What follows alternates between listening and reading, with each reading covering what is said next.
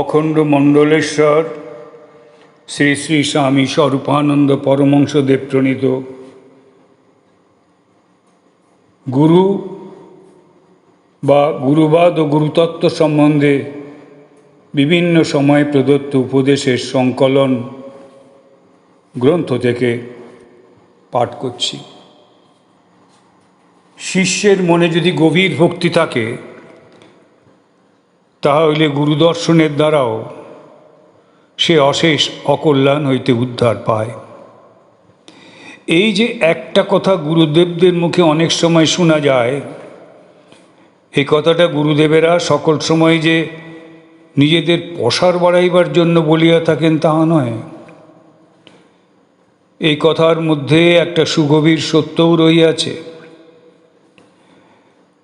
আমি তো বাবা গণতন্ত্রের যুগের গুরু, যেই যুগে গুরু নিজেকে শিষ্যের সহিত সর্ববিষয়ে সমান ভাবিয়া চলিবেন, কিন্তু তথাপি আমি অন্তরে সুস্পষ্ট অনুভব করি যে গুরুতে শিষ্যের অনুরাগ যখন অকপট, ঐকান্তিক ও সুদৃঢ়, তখন একমাত্র গুরুদর্শনের দ্বারা শিষ্য প্রভূত কল্যাণ লাভ করিতে পারে।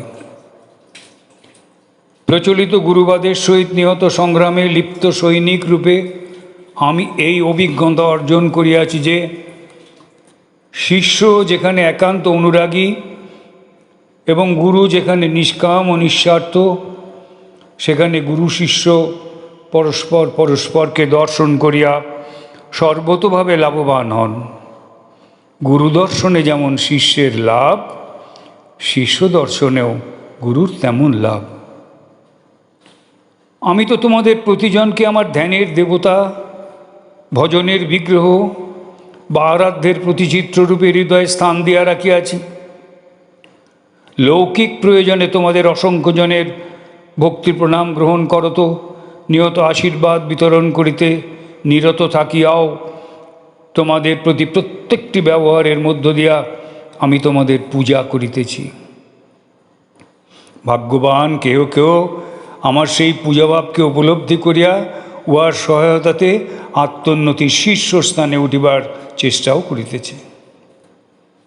অপরের লোকদৃষ্টিতে আমার ও নিজেদের বিচার করিয়া করিয়া প্রকাশ্যে কেবল নিজেদের চতুষ্পার্শ্বস্থ 2-4 ঘণ্টা তদ্রূপ অনুজনেরই করতালি সংগ্রহ করিতেছ, যাহারা পরোক্ষে নিজ নিজ প্রশংসা গুঞ্জন প্রত্যাহার করিয়া লইয়া বিপরীত আচরণে প্রমত্ত হইতেছে। লৌকিক বিচারে অলৌকিকের আস্বাদন কি করিয়া হইবে? আমার দৃষ্টিতে গুরু শিষ্য সম্বন্ধ সর্বপ্রকার লৌকিকতার ঊর্ধ্বে।